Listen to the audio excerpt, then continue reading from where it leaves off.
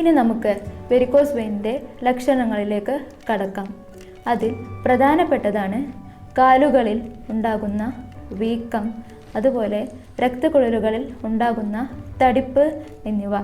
അതുകൂടാതെ കാലുകളിൽ ചൊറിച്ചിൽ അനുഭവപ്പെടുന്നുണ്ട്. ഇത്തരം ആളുകളിൽ അൾസർ രൂപപ്പെടാനുള്ള സാധ്യതയും കൂടുതലാണ്.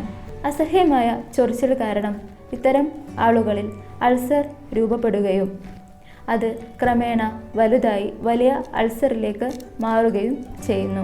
അതുപോലെ കാലിൻ്റെ കണങ്കാലിന് താഴെ നീർക്കെട്ട് രൂപപ്പെടുകയും അവിടെ ഏറ്റവും കൂടുതലായി അൾസർ അതുമൂലം കാണപ്പെടുകയും ചെയ്യുന്നുണ്ട്. ഇതിൻ്റെ മറ്റൊരു ലക്ഷണമാണ് വെരിക്കോസ് വെയിൻ്റെ സിരകളിൽ നിന്നുണ്ടാകുന്ന രക്തസ്രാവം. ഈ രക്തസ്രാവം കൂടുതലാവുന്നത് കാരണമാണ് കാലുകളിൽ നിറവ്യത്യാസം വരുന്നത്. കാലുകളുടെ നിറവ്യത്യാസം ക്രമേണ കറുപ്പ് വരെ എത്തുന്നുണ്ട്.